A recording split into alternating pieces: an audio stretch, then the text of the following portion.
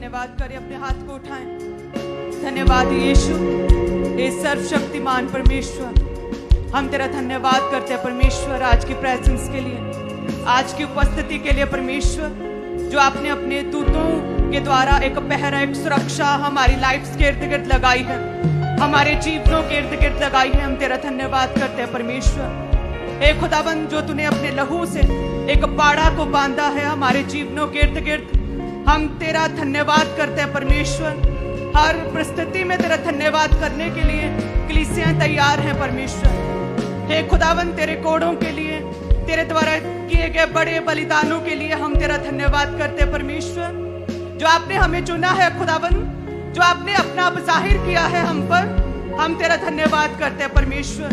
तेरी भलाइयों, तेरी करुणा के लिए, तेरी दया के लिए, तेरी मर्सी के लिए परमेश्वर। हे खुदावंद, हम कुछ नहीं लेकिन आप सब कुछ हैं। आप सब कुछ करने की सामर्थ्य रखते हैं, आपके लिए कुछ भी इम्पॉसिबल नहीं।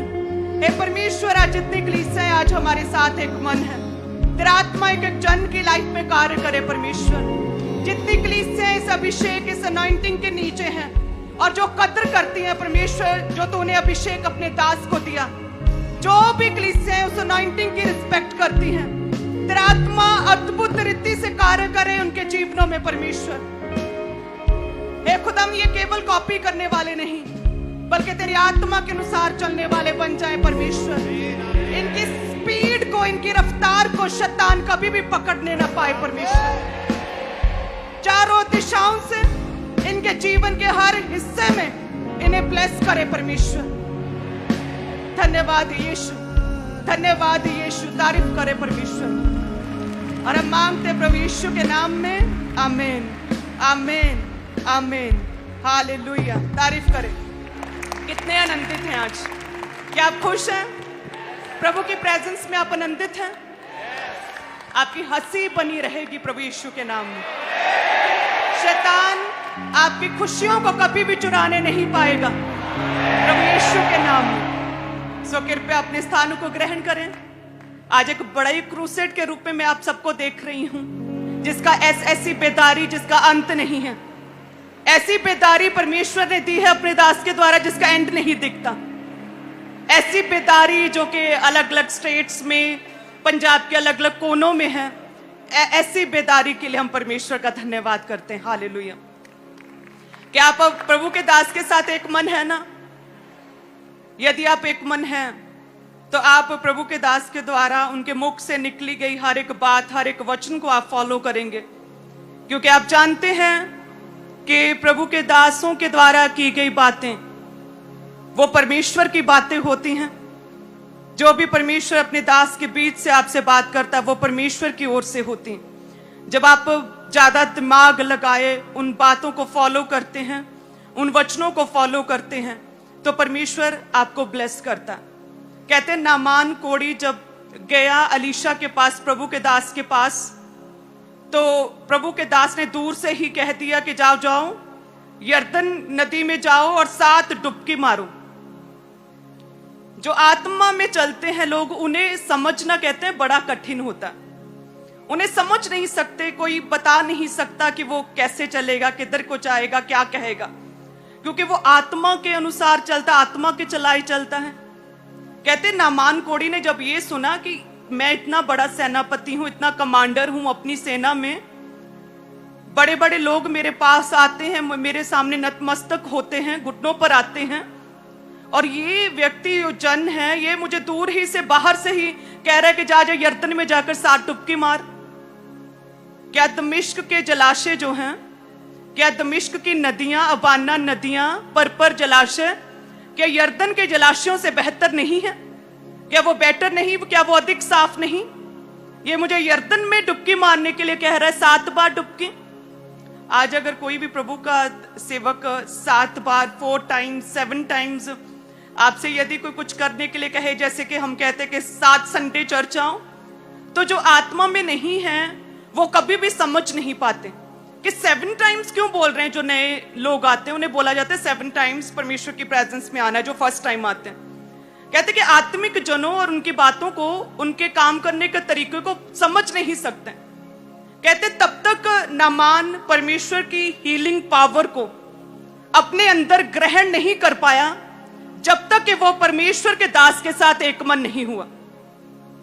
पहले तो आर्गुमेंट्स करता रहा, बहस करता रहा, नाराज हो गया कि नहीं नहीं मैं ऐसा नहीं कर सकता, ये क्या 7 टाइम्स यर्दन में, ये क्या, हमारे रिवर्स, हमारे जलाशय, हमारी नदियां कहीं उत्तम है, ये क्या कह दिया। जैसे कहते प्रभु के दास के साथ एक मन हुआ, अलीशा के कहने के अनुसार 7 डुबकी मारी, कहते हीलिंग पावर को, अपनी चंगाई को अपने जीवन में वो ग्रहण करने पाया। हालेलुया। सो इसीलिए जैसे जैसे प्रभु के दास अपनी गवाही आपके साथ शेयर करते हैं, अपनी टेस्टमनी के विषय में आपको बताते किस तरह से उन्होंने अपनी गवाही को ग्रहण किया, यदि आप भी सेम उसी रीति से चलते रहें तो यस, परमेश्वर आपके जीवन में बड़े काम कर सकता है। वचन लिखा यूहन्ना 3 उसके 8 में कि हवा जिधर चाहती उधर चलती है और तू उसका शब्द सुनता परंतु नहीं जानता वे कहां से आती किधर को जाती है। जो कोई आत्मा से जन्मा है वे ऐसा ही है। कहते हैं कि आत्मा से जन्मे व्यक्ति से सभी इनसिक्योर रहते हैं। कहते जो व्यक्ति आत्मा से जन्मा होता है वो सबसे अलग दिखता है, वो सबसे अच्छा दिखता है, वो देखने पर ही एक सुकून मिलता है हमें, उसे देखने, उसकी प्रेजेंस में, उसके साथ बैठने पर ही हमें ये ऐसा लगता है और हम ये अनुभव करते हैं कि हमारे जीवन के बड़े बड़े हल हो जाते हैं 5-10 मिनट की मीटिंग में। जो आत्मा से चलते, कहते उनकी रफ्तार को, उनकी स्पीड को कोई भी पकड़ नहीं सकता, और कहते उनके काम करने के तरीके को, वो क्या कह रहे हैं उसे कोई भी समझ नहीं सकता। कहते गोलियत जब अपने देवताओं के नाम ले लेकर दाऊद को कोस रहा था, श्रापित कर रहा था, एक शारीरिक व्यक्ति गोलियत जो शरीर में तो ताकतवर था, अच्छा योद्धा था, कहते बड़ा योद्धा जिसे सब डरते थे, कितने दिन वो कहते अपने देवताओं के नाम ले लेकर शर्मिंदा करता रहा इजरायलियों को। इजरायली योद्धा शूरवीर कहते थरथराते रहे, कोई भी उसके करीब उसे मारने के लिए, उसके साथ फाइट करने के लिए किसी में भी हियाब नहीं था। कहते जैसे दाऊद गया, आत्मा के जन्मे जो व्यक्ति हैं, कहते उनकी स्पीड, उनकी रफ्तार, उनके चलने के तरीके, उनके ट्रिक्स को, उनके बातों को, उनके भेदों को कोई जान नहीं सकता। कहते गोलियत ने देखा कि एक टीनेज सा लड़का ये क्या ही कर लेगा, कहते उससे समझ नहीं पाया। गोलियत दाऊद के ट्रिक्स को, उसकी योग्यता को, उसके टैलेंट को कहते वो समझ नहीं पाया। कहते वो एक ही बारी में गया दाऊद, परमेश्वर यहोवा के नाम से गया और कहते एक ही वार में उसे खत्म कर दिया गोलियत को। हालेलुया। कहते आत्मा से जो जन्मा है ना वे ऐसे ही होते हैं, आत्मा से जन्मे ऐसे ही होते हैं, कहते उन्हें समझ नहीं सकते। अच्छा ये है कि हम उन्हें फॉलो करते रहें, उनकी गवाहियों को, उनके द्वारा किए गए परमेश्वर की गहरी बातों को हम फॉलो करते रहें। कहते उसी में कलीसियाओं का भला होता है। कहते कि कितने इजराइली थे, मूसा जैसे जैसे कहता गया वैसा वैसा करते रहें, लेकिन जब भी उन्होंने परमेश्वर के दास मूसा के विषय में गलत बातें की, अविश्वास किया, कहते तब तब उन्होंने मार खाई। और कहते परमेश्वर उनसे क्रोधित हुए और तब तक उन्हें उस देश में, कनान में लेकर नहीं गए जब तक कि फर्स्ट जनरेशन पूरी खत्म नहीं हो गई। 40 साल लग गए कहते फर्स्ट जनरेशन को खत्म होते होते। कहते इजरायली प्रभु की प्रेजेंस में थे, सब कुछ देखते थे, लेकिन कहते फिर भी उनका ध्यान छोटी छोटी चीजों की ओर चला जाता था, छोटी छोटी सिरदर्द की ओर, बेबी नहीं उसकी ओर, है ना, कर्जा नहीं जा रहा उसकी ओर, जा अच्छा स्वास्थ्य नहीं है, जा रिश्ता अच्छा नहीं मिल रहा, छोटी छोटी चीजों की ओर शैतान जो है आपका ध्यान लगाता रहता है, छोटे छोटे केसों की ओर। जैसे इजरायली के चिकन नहीं है, मिस्र में टेस्टी फूड था, टेस्टी खाना खाते थे, खीरे थे, सैलड थे, वहां पर चिकन था, मटन था, मांस मछली थी। प्यास लगी तो प्यास की ओर ध्यान, और जैसे प्यास लगी परमेश्वर के विरुद्ध या प्रभु के दास के विरुद्ध कुड़कुड़ाना शुरू। छोटी छोटी चीजों की ओर कहते शैतान उनका ध्यान लगाता गया, जिसकी वजह से जो परमेश्वर ने उनके लिए रखा था ना, दूध और शहद की नदियां बहती जिस देश में, वो देश जहां पर उपजाऊ भूमि, जिस देश में पहुंचने पर हर एक जन मिलियनियर हो जाता, कहते वो बड़ी गवाही की ओर शैतान ने उनका ध्यान लगाने नहीं दिया। हालेलुया। सो उसी तरह से आपके जीवन में भी अलग अलग तरह के केस होते हैं, आप छोटी छोटी चीजों में परमेश्वर से पूछते रहते, प्रभु ये कब होगा, ये कब होगा, ये कब होगा। और शैतान आपको डिस्ट्रैक्ट करता है अन्य अनइम्पॉर्टेंट चीजों में, अननेसेसरी चीजों में, जरूरी नहीं उन चीजों में जिसके विषय में आप आसानी से अपना जीवन काट सकते हैं, उन चीजों के विषय में आप परेशान रहते हैं। आपके लिए बेस्ट पार्टनर परमेश्वर ने रखा है यूथ के लिए, लेकिन शैतान आपको अलग अलग तरह के डिस्ट्रैक्शंस में डालता है ताकि आप उस योग्यता को, पवित्रता की योग्यता को खो बैठें, और जो परमेश्वर ने बेस्ट आपके लिए रखा है वो आप कभी भी रिसीव और ग्रहण ना कर सकें। हालेलुया। आप बेटा ही मांगते रहते हैं, हो सकता है जो प्रभु ने आपको बेटी देनी है और जो बेटी दी है, हो सकता है वही आपके जीवन को, आपकी लाइफ को एक नई सेध दे और परमेश्वर की योजनाओं को वो आपके जीवन में पूरा करे। हालेलुया।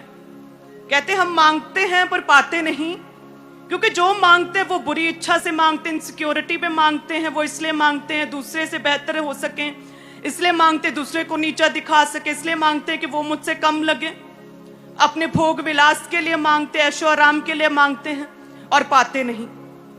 कहते जब तुम्हारी इच्छा परमेश्वर की इच्छा के साथ मिलेगी, तुम्हारी मर्जी परमेश्वर की मर्जी हो जाएगी, जब तुम उसकी रजा में रहकर मांगोगे, उसकी महिमा के लिए मांगोगे, तो पिता तुम्हें देगा।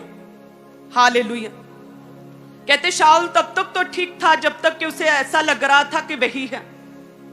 कहते जैसे ही उसने ये बातें सुनी कि कलीसियां, लोग क्या कहते हैं, प्रजा क्या कहती है कि शाऊल ने तो हजारों को लेकिन दाऊद ने लाखों को मारा, उसी समय कहते वो जेलस्ड हो गया, उसी समय इनसिक्योर हो गया दाऊद से, उसी समय इनसिक्योरिटी आ गई।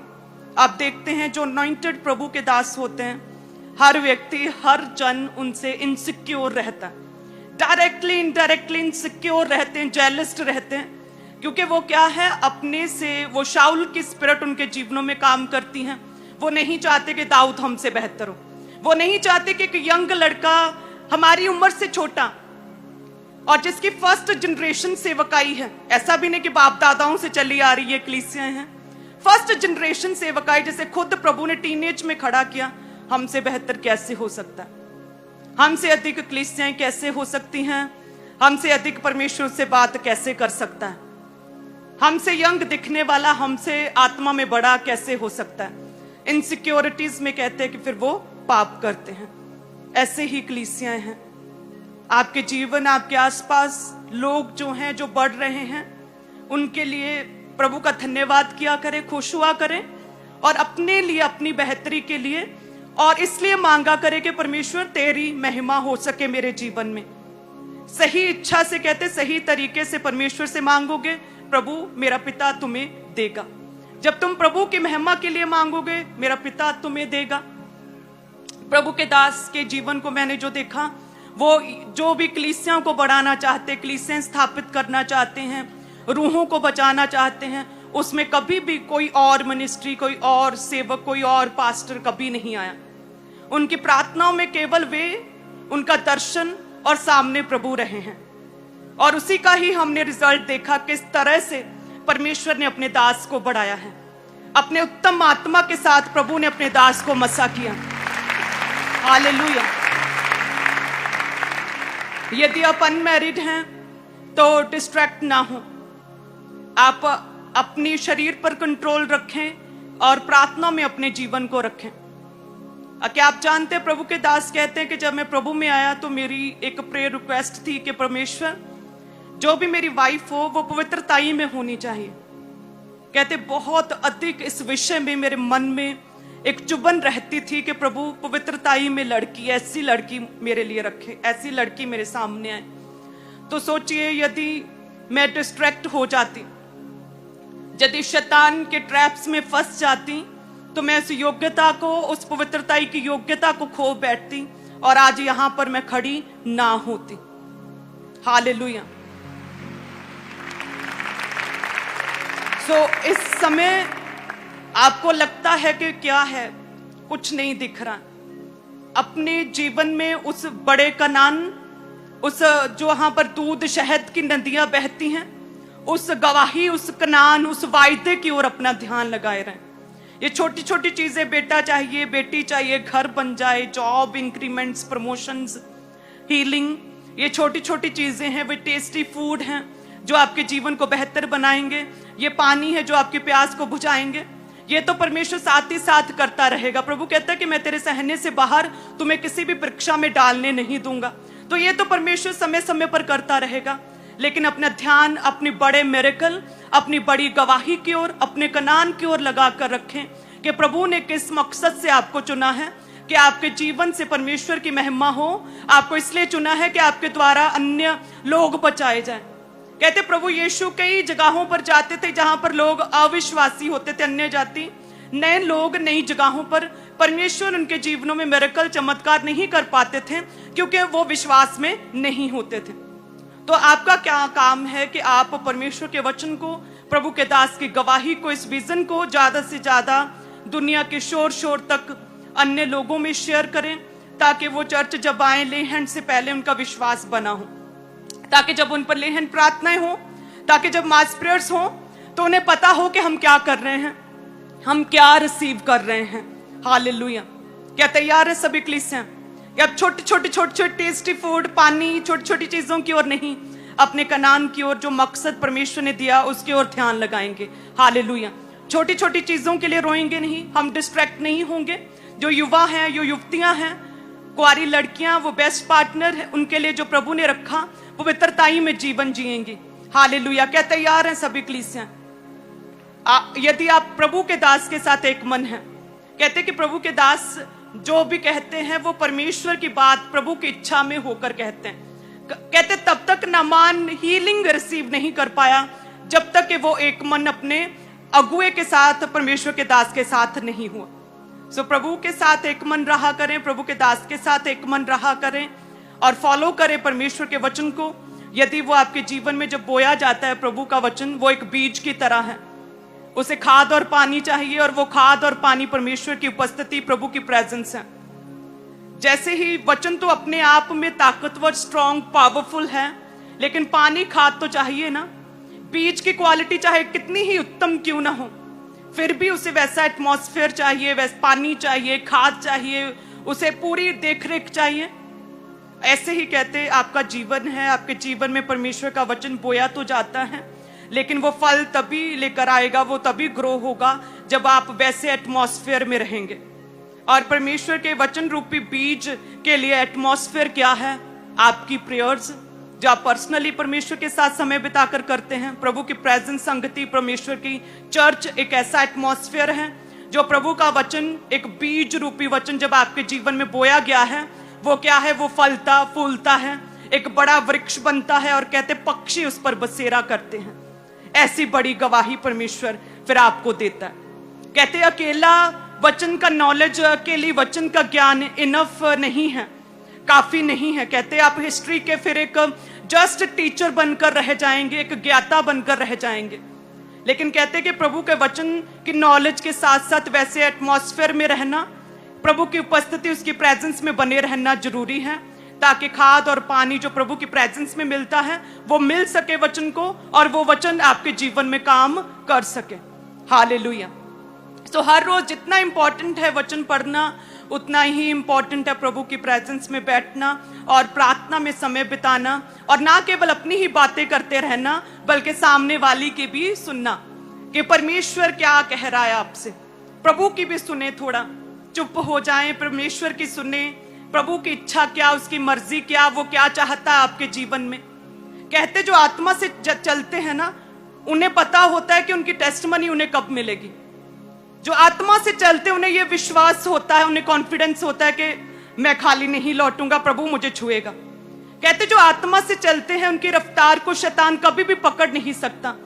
कहते जो आत्मा में चलते हैं, अन्य जाति, अविश्वासी लोग उन्हें कभी भी समझ नहीं सकते।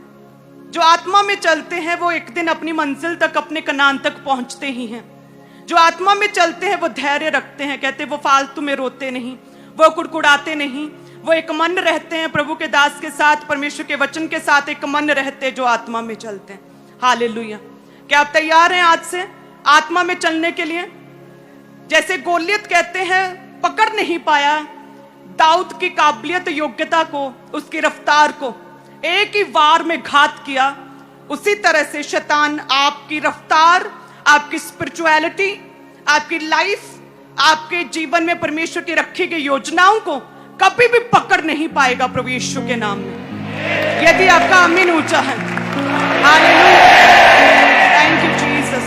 धन्यवाद यीशु। तारीफ करें आज के वचन के लिए।